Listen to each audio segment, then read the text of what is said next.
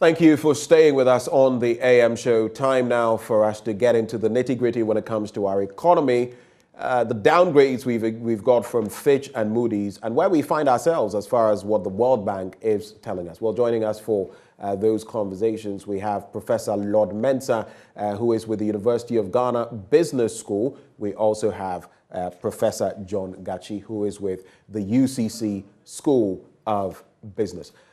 Professor Lord Mensah, a very good morning to you. Thank you for joining the conversation. Yeah, good morning, and good morning to our viewers. What would be your basic appreciation of what the World Bank has been telling us, from the fact that the central bank was lethargic in its approach? It should have started hiking the monetary policy rate maybe from January by the latest, and it failed to do that.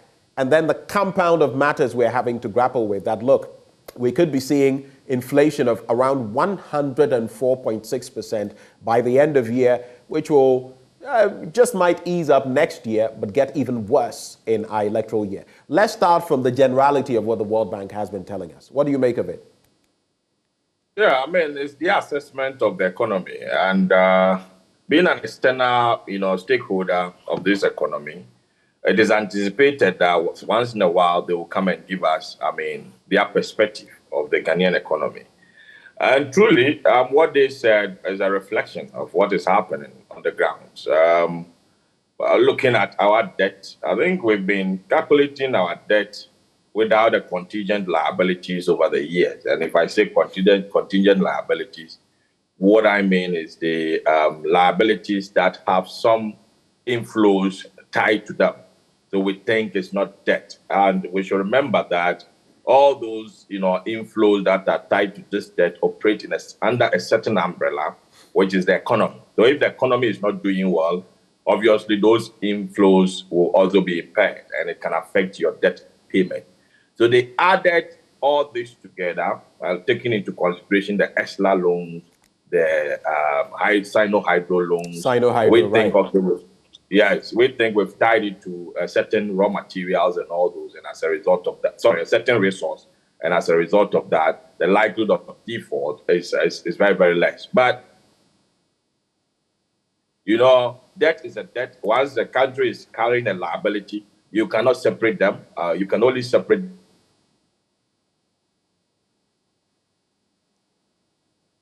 It appears the connection to Professor Mensah has a bit of a bug, a bit of a problem. We'll try to rectify that and get him back on the line. Of course, he was sharing his thoughts on what the World Bank has been telling us recently. And it was also, broadening the conversation that we shouldn't just look at the debt. We should look at the other liabilities we have and how they feed into it. Of course, there's been talk about the Sino-Hydro deal and how supposedly...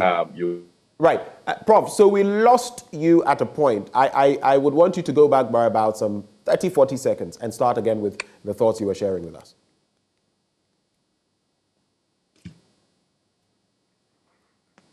Can you hear me, Prof? Can you hear me, please? Yes. Hello. Okay, so, Prof, if you can hear me, we lost you briefly. We lost about 30 seconds or 40 seconds of what you were saying. So just recap that particular point you were making about our liabilities. So what I was saying is that, the World Bank's perspective of our debt, they have added, the contingent liabilities and then the likely financing of our budget deficit, for this particular year. And when you put all together, you have that 104% of our GDP as our potential debt. So effectively, it's a signal that is on the ground. Of course, government must finance its budget deficit, the huge deficit that was created. And as a result of that, we can see the debt reaching the 100% and above, debt to GDP. So in other words, that is no surprise to you. But is that the reality that should have been painted to the ordinary Ghanaian? Because some people have said that all of these constitute debt, open debt, that we should have been adding to our books, but we found smart ways of setting them aside. Is that correct? Yes.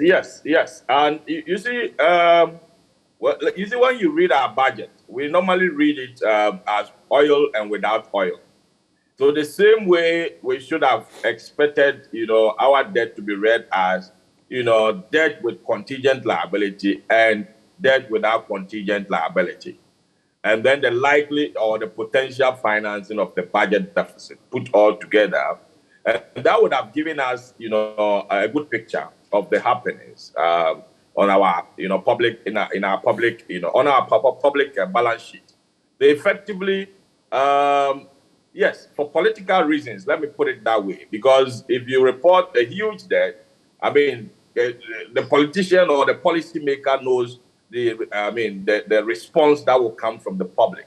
And I believe that is why probably we were not reporting the debt with the contingent liabilities. But from the World Bank's perspective, I mean, once a country is carrying a debt, it is a debt. And there's nothing like, contingent liability debt and non-contingent liability debt.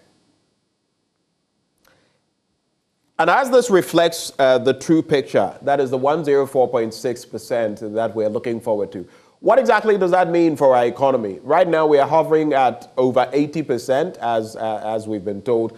What would being in that category, that bracket, 104.6%, and that puts us in very uncomfortable territory. You are looking at Sudan, South Sudan, Mozambique, Cape Verde, Eritrea, among other countries. What does that mean for Ghana's economy?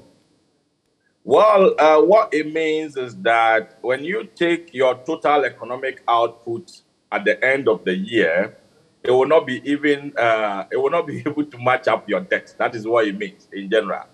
But what I can say is that, having a debt of 104% under normal circumstance, if you have a very good asset or you have very good economic infrastructure base that can generate enough cash to pay for this debt, it shouldn't have been a problem, because we've seen countries that can boast of debt to GDP ratio of about 100% and above, some to the extent of 200%. When you talk about Japan and all those, some are even 120% and above. But these countries can boast of national assets that can easily raise money to pay. So when you relate their debt to revenue, generation, you realize that they are way huge, to the extent that it should be able to, payment of this debt is not a problem. But what makes the Ghana one or other African countries, that are recording debt of above 100%, 200%. 200% and above is right. That the asset quality, the infrastructure quality that the economy has, to rely on it to pay for this debt will be a problem. Okay, so that is why when our debt exceeds, 70% and above, it becomes a threshold categorized for countries.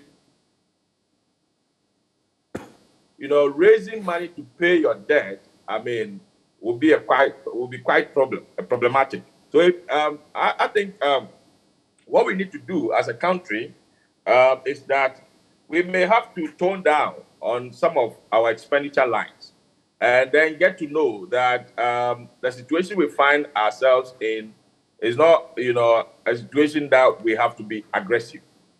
And if you take it and bring it to the downstream, how it is building up into our economy, it's a reflection of everything. All the economic indicators and all those are giving you the signal that, yes, indeed, your debt is growing. And as a result of that, you are not able to, raise money externally to even shore up your balance of payment, to even, supply your foreign exchange needs, to the extent of, building up into the exchange rate, increase and all those. So effectively, it is something that I think we may have to set up as a country and come to the reality. The World Bank has classified Ghana as being at risk of high debt distress. You've seen the Bloomberg lists in the past, which have placed us right a notch beneath El Salvador in terms of the countries most likely to default on their debts as far as risk is concerned. When you consider that and what is happening now, is it a fair reflection of where we've been heading now that the World Bank finally confirms this? And what does it mean in real terms, in terms of our capacity to repay our debts? Yeah, when you look at our debt, I think that the World Bank and those Bretton Woods institutions are not doing us a favor. They know very well that they are serving as more or less insurance in a form. Let me put it that way, national insurance. Because whatever the case may be, we normally fall on IMF for a rescue. So IMF is more or less an insurance at that national level. And for every insurance that you take, the insurer sometimes gives you the signal that put this in place, put that in place. They don't wait for you to be in trouble before they come in or before they start announcing your debt levels to signal that you are not doing well or you're doing well. I believe that these institutions have not been, helpful because they wait for you to be in trouble before they start coming with the numbers. They should have come up with these numbers. I remember I was reading an article last year which was somewhere July 2021. Our debt was in distress at the time.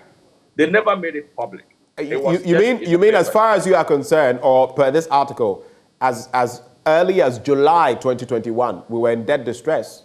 Oh, yes. They categorized our debt, both the overall debt. They didn't work on the domestic debt. They looked at the overall debt and they looked at the external debt. And they categorized both as a distress, debt.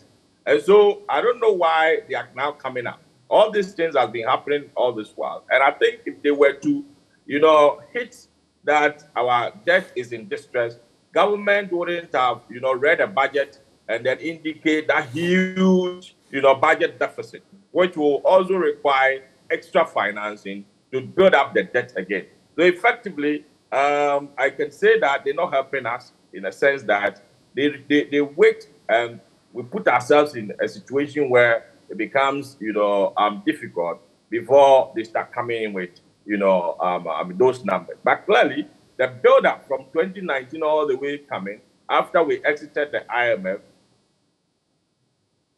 the trajectory that its expenditure lines, and then in terms of, the revenue generation, they should have gotten a clue on, a country that is heading towards, trouble. But they never, gave us that signal until we found ourselves in trouble before they came in. So tell me, what then can be the solution? You say that maybe these Bretton Woods institutions should be proactive. My curiosity is that even in this instance, there seems to be a divergence, not a convergence of thought.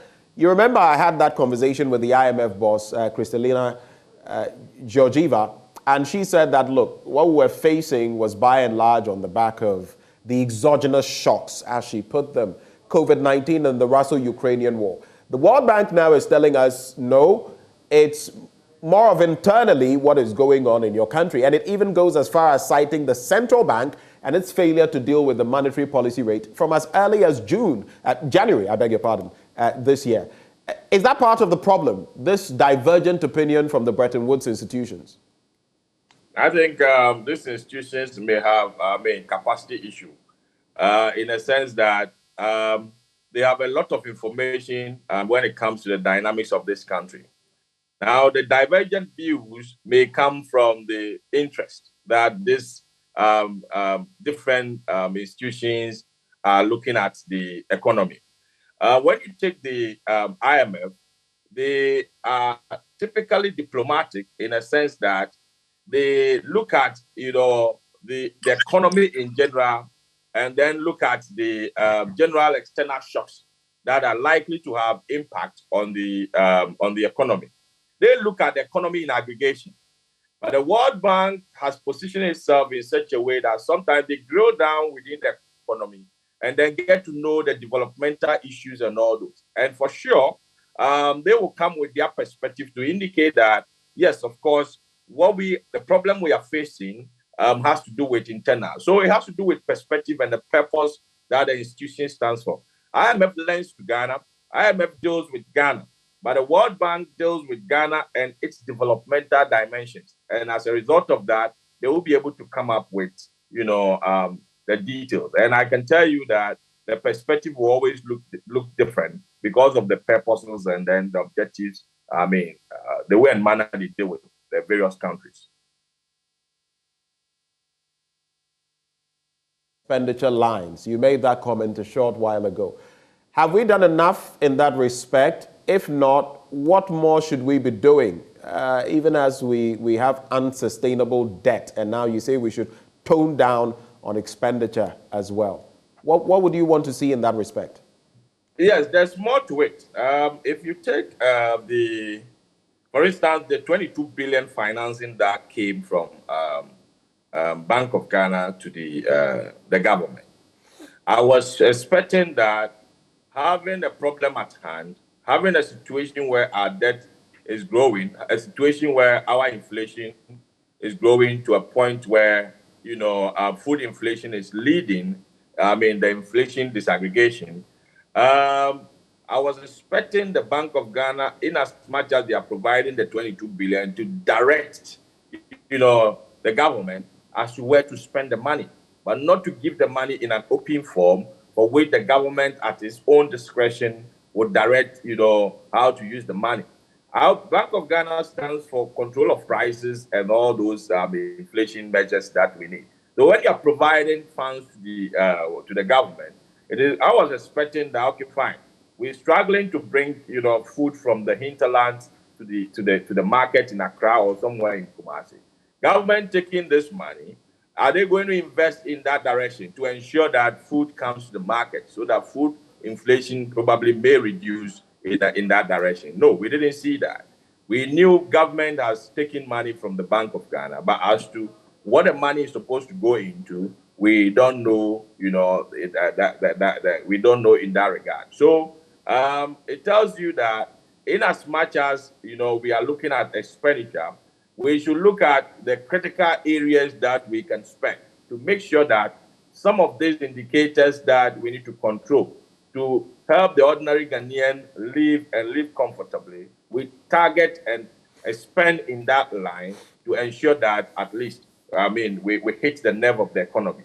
But that is not the case. We open up our expenditure. For instance, we go for loans from the Eurobond market. And because these loans are not year-marked, it turns out to be that government is comfortable going for that loan and they come in and then spend it, anyway, anyhow. So as a result of that, I'm expecting that we need to drill down and then get to know, our expenditure line. At least anywhere we are putting money, ensure that our revenue will be generated from, this area. So we should match up our expenditure to our revenue generation, and that should go a long way to help us. Matching revenue with expenditure. Will our hands be forced if we get an IMF deal? Maybe even before we get into that. So looking at what we are seeing now in terms of our debt and sustainability, it is clear with the IMF that we are precluded, or they are precluded from giving us a deal if we do not meet sustainability levels. Looking at our situation currently, what would you say? You remember that the Minister of Finance told us that on November 15, he gave us a hard date, concrete, that we would have our next budget statement. And hopefully by then, we would have, an IMF program around which we can work. October is already here. You see, the problem we are facing. The government wants to hide behind, the IMF to calling for, debt restructuring. But I can tell you that we need a debt restructuring before the IMF program. The only problem is that government is not bold enough to tell Ghanaians that we need a debt restructuring. They want to go behind the IMF to call for the debt restructuring. But the IMF may want you to position yourself for the program. Positioning yourself for the program means that if your debt has gotten to a point where you are not likely to pay, renegotiate with your creditors. And that is what the government should be bold enough to come out with before so that IMF will get to know that, okay, fine, indeed, you've renegotiated on your debt. And as a result of that, if we are to give you 3 billion, you should be able to, work with it. Because IMF will never give you money when you are in debt distress, when they know very well that the money that they are giving you will not make any impact. So the government should come out boldly and tell Ghanaians that, hey, this is the situation. Our debt has choked us. We've got into a level where whatever investment you did, probably you may have to take a discount. And as a result of that, we should be able to, have an IMF program. So I don't think waiting for the IMF program before we do the debt restructuring is something that will work. We have to look at debt restructuring first before we go in for the IMF program. We shouldn't hide behind IMF and say that it's the IMF that is giving us instructions. That is a very interesting point you make. And let me just say a very good morning to... They will never finance a country that is in distress. Right. Hold for me, Professor Mensah. There's something I want to engage you on further. But let me just say a very good morning to Professor John Gachi of the University of Ghana. In fact, of the University of Cape Coast School of Business. Professor Gachi, a very good morning to you. Good morning. It's a pleasure having you. I hope you're well, sir. By the grace of God. Great. Let me just get this quick take from Professor Mensah, and I'll come to you, Professor Gachi. So, does that mean you are in agreement, Professor Lord Mensah, with Martin Amidu, who has also waded into the conversation, and he is basically saying that government is using the IMF as a smokescreen to force an austerity budget on the people? Is your thinking in alignment with Martin Amidu's thinking? Oh, yes, because some of the things we may have to reposition ourselves very well. In fact, the next budget, government should give the signal that we are prepared to cut down our expenditure. The next budget, government should give us the...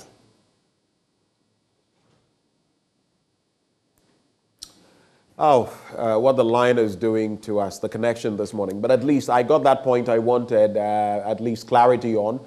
He says he is in agreement with Martin Amidu's take. Let me bring in Professor John Gachi. So what would be your overall assessment of the latest that we have? Of course, in recent times, we've had another downgrade. There's been Fitch, and now there's been Moody's as well, downgrading our economy, our risk of debt distress, our ability to meet our international payments. And now, Professor Mensah, just hold for me. Let me put this question to Professor Gachi. And now, the World Bank is telling us we failed internally to deal with our situation. Professor Gachi, what is your overarching understanding of the latest information we have to deal with? Professor Gachi, are you there?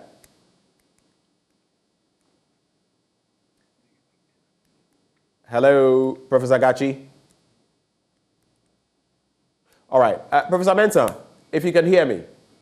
Yes, I can hear you loud and clear. So your connection went off again.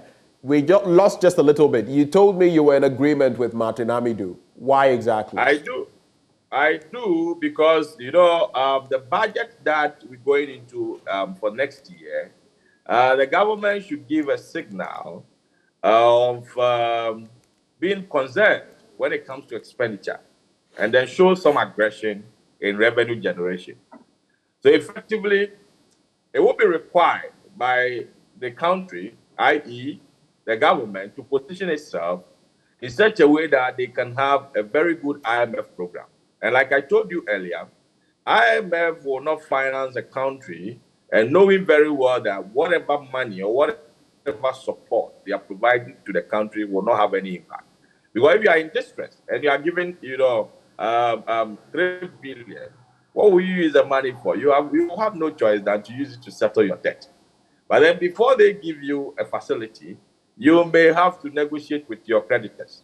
You may have to position the country that to the extent that you are not prepared to, spend in a manner that you used to be, and that you are going to be financially disciplined. Then they will come in. So those are the austere measures. Because what is an austere measure? You were riding the country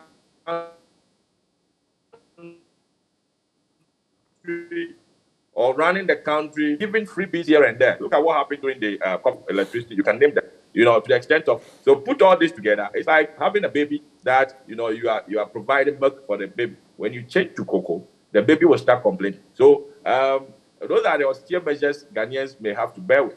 At the end of the day, we've enjoyed ourselves from the government for providing certain freebies and all those for us. But going into an IMF program, you may have to position yourself that you cannot provide the milk that you used to provide for your citizens again. And as a result of that, you are ready to cut down some of these provisions. And, you'll have a program with the IMF. So those are the things that we should expect. Professor Gachi, can you hear me now? All right, we've lost Professor Gachi. Let's continue on that tangent, Professor Mensah. So you made mention of the fact that even before getting an IMF program, you have to position yourself for the program. Does that mean that we are not putting ourselves in that frame of mind, economically speaking? We are not positioning ourselves from where you sit for the IMF program? Yeah, we're not. If we are, we would have started, conscientizing Ghanaians of possibly renegotiation on our debt. Because that is the main,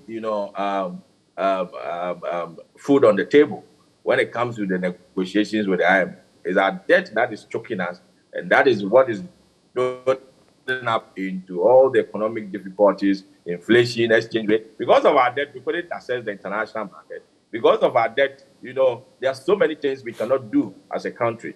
And so that is what is going to be, so what is on the table for discussion. And so if we are ready for an IMF program, we would have started conscientizing Ghanaians somewhere in our last budget, for which, but then what happened in our last budget? Government gave the signal that he's prepared to borrow more by declaring a huge budget deficit, which needs financing, and financing which is tilted towards the domestic market.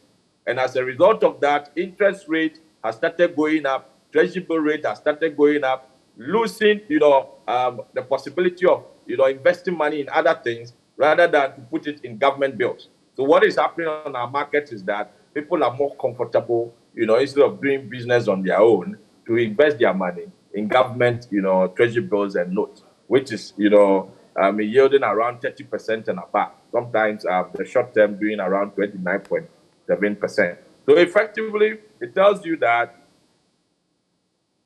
yes, indeed, we are not prepared. The preparation towards IMF we should have given the signal from our last budget, when the government in his own wisdom, or the policymaker in his own wisdom, saw that the international market would have been a problem at the time. So they started tilting our financing to our local market, knowing very well that the local market, if government increases its appetite for borrowing in the local market, it's going to stifle other businesses. Because, businesses will not be comfortable, banks will not be comfortable lending to, businesses, but they will prefer lending to the government, and which in the end, credit to the private sector will start reducing. And so effectively, it tells you that government wasn't prepared all this year round. We are now getting, into the groove that yes, indeed, we need an IMF program. And the government, for the government to be bold, to come to Ghanaians that, yes, for the IMF program, we may have to, position ourselves by renegotiating our debt. And as a result of that, we are going to cut down some of the interest payments that we promised you. And some of you are having a long-term investment, you are likely to get a haircut on your principals and all those. We're not getting that. So I think we are now building up. But then the situation is, as I indicated earlier, government is trying to hide behind, IMF to calling for the renegotiation. But rather, the renegotiation should have started before, the IMF program. So tell me, does that by extension mean that we run the risk of not getting a program, not just because of our levels of unsustainable debt, but also because we are not positioning ourselves in a manner that will make it possible, that will not preclude the IMF from giving us a deal. Are we at that risk? Oh, yes, we are. But then, not to say we will not get the program, but then we can get the program, but then it's going to take a longer time. Probably not this year, looking at maybe the first, within the first 2 quarters of next year. Because the signals that we're supposed to present to IMF to indicate that we will be ready for the program. It's more or less going to be an austere budget, a budget that government is drastically going to cut down expenditure, ensure that put up some, revenue enhance, mechanisms like, introducing, some taxes or possibly, restructuring of existing taxes here and there. And for that matter, we'll position us. So, IMF will start getting the signals when we go into the next year, the following year, when government start, putting the realities of the budget, the November budget on the ground.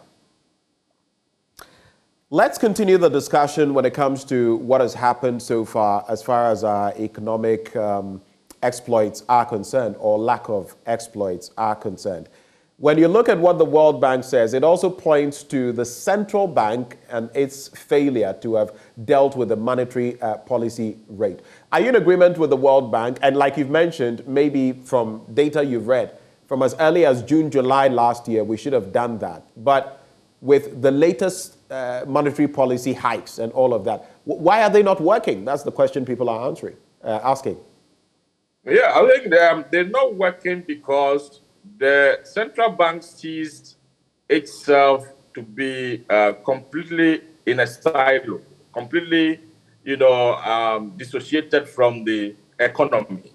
So central bank looks at, okay, fine, I'm in control of prices to ensure that I use the monetary policy, mechanism to control prices here and there, and it ends there. That is not supposed to be the case. You can use interest rate increase, or policy rate increase, policy rate reduction to control for prices. But if the fiscal policies are not matching up with this, your policy rate, there's no way you can achieve, that purpose. That is the problem we are having in this country. How the fiscal aspect of our economic management will be integrated with the policy, the monetary policy aspect, is what is killing this country. So the central bank looks at it this way. I have increased monetary policy, and as a result of that, I'm expecting inflation to reduce. My job ends there. The same central bank turns around to finance the budget deficit of a bank, of the government, without indicating where the government is supposed to spend this money. Because if you are lending to, a borrower of higher risk, what do? You direct where the money is supposed to be used. So if, the country, let's say Ghana, which we should, classify Ghana as a person, and Ghana is borrowing from the central bank, I was expecting the central bank to detect which areas the government is supposed to be spending this money to the extent that it will have impact. At the time that the central bank was providing the financing to the government, the food inflation was very high, and we got to know that food is stuck somewhere, at the farm gate, without getting to the market as a result of what? Transportation costs, as a result of good roads and all those. We made provision for that to get the food to the cities. So effectively, I can tell you that until we match up, our monetary policy and then the fiscal policy, the monetary policies that we roll out will never have impact. Now, let me give you a typical, example. We talked about planting for food and jobs, right? Planting for food and jobs. At this time, we're supposed to have certain staples on the market which will control for the food inflation, even if you are taking the weighted average. If you talk about, transportation cost, which is also part of the inflation disaggregations that we looked at as on the higher side. Now, you can see clearly that you go to a typical driver, private driver, you ask him, what is causing you to increase your prices? They're going to tell you that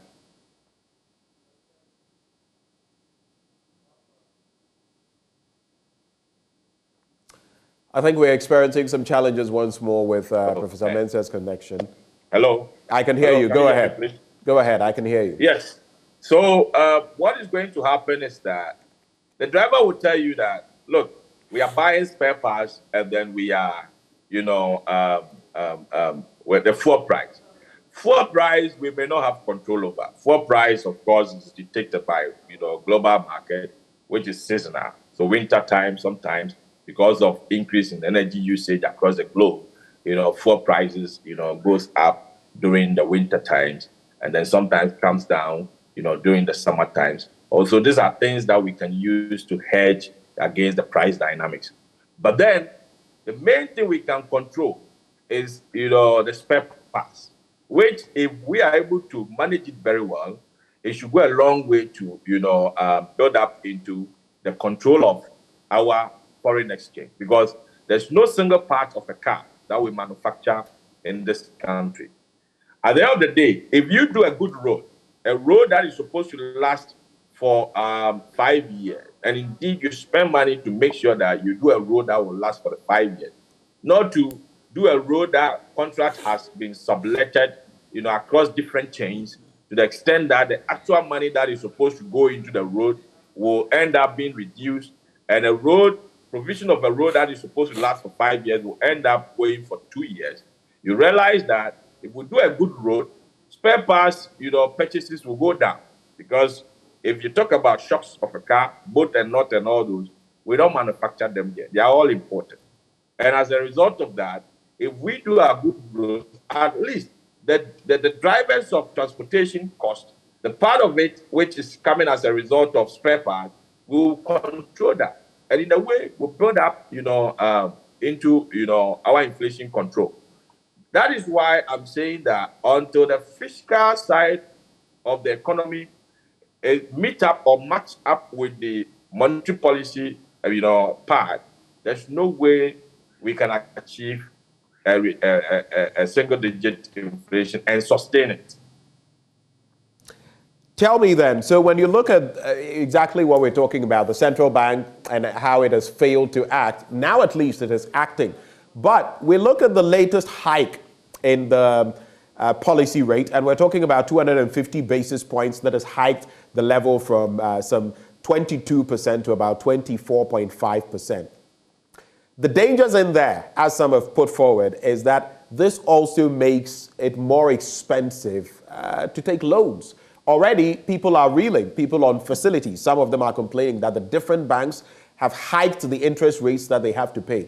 This only means a further burden on the ordinary businessman or woman or the ordinary Ghanaian. Now, how do we stand to benefit, and how do we look at the quid pro quo, the cost-benefit analysis? You see, what is happening in this country is that as we speak now, right, inflation is about 33.6%. You're looking at policy rates, which goes up into the interest rate structures around 24.5, right? Sorry. Yeah, you're looking at policy rate around 24.5. If interest rates, you're talking about treasury bills and all those that are around, 29, 30% and all those. Every investor knows that when I invest, right, in the financial market, the real returns on my investor is negative. My investment is negative.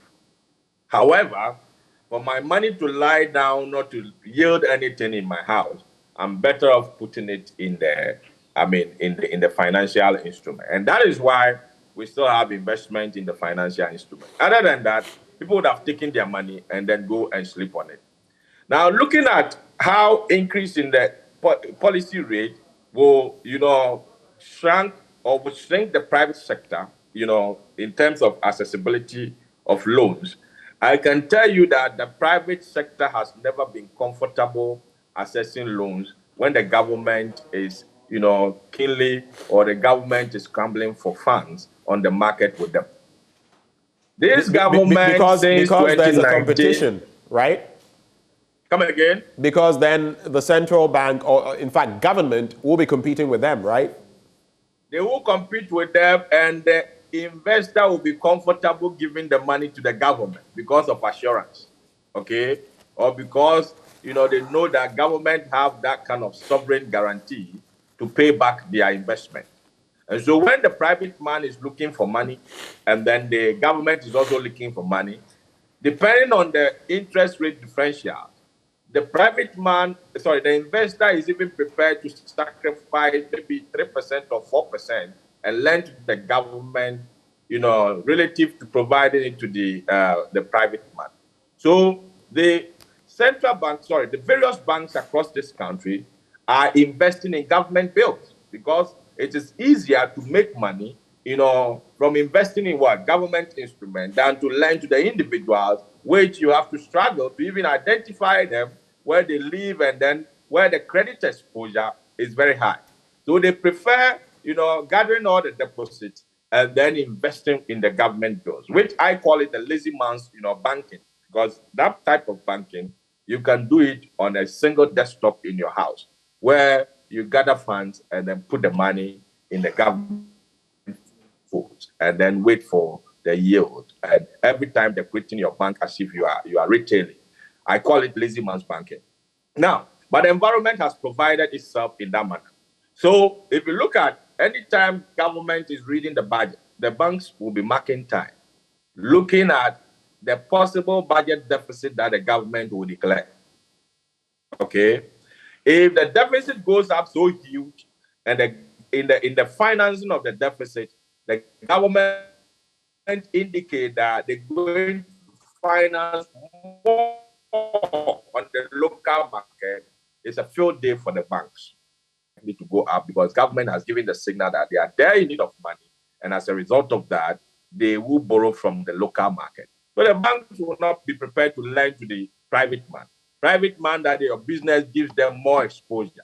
Private man that your business will struggle at the end of the day because government is also borrowing from the banks. They are not prepared to look out for the policies that is supposed to help the private man grow its business. So effectively, it's an environment that has provided itself until the government, stop or the government reduce its appetite for borrowing from the local market. There's no way, the private sector will have access to loan easily or at a cheaper cost. So crowding out the private sector. As we wrap the conversation, just a few questions for you, Doc, about two of them.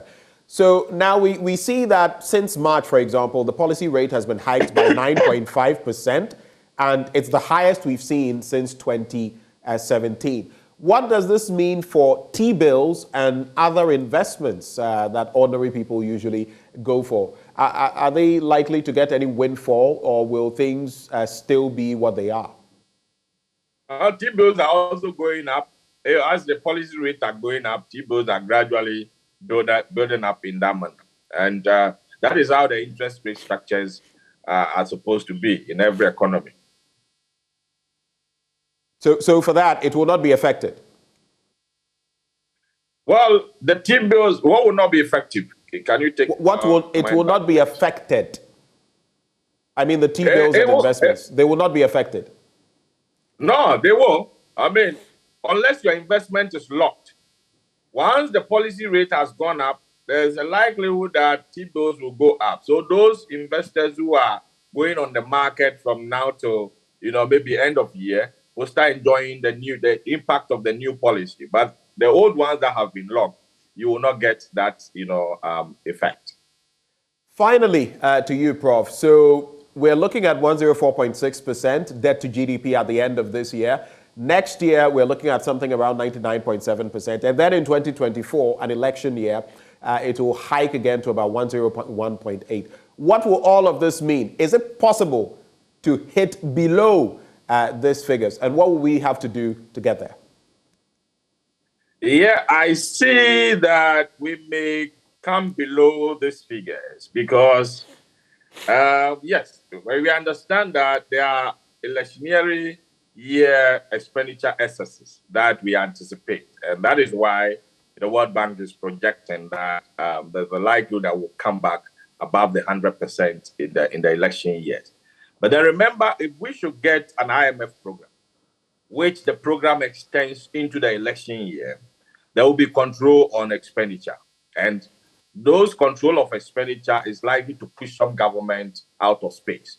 And so effectively, and it has happened before. I mean, I can tell you that our program with IMF caused some, other different parties elections, and they had to lose here and there. So government will not be getting the opportunity to, spend the way and manner they want during the elections. And so there's a likelihood that their projections might not be, realized as, expected. So it depends on the programs that we'll have with IMF, and then how the extension or how long it will go. Professor Mensah, we're grateful that you engaged us this morning. Always insightful. We're grateful for your time, sir. Have a good day. You're welcome, sir. All right. That is Professor Lord Mensah, lecturer at the University of Ghana Business School, telling us, everything about what all of this could mean for our economy moving forward. We're going to take a bit of a break, and when we return, there's more right here on the AM show. Do stay.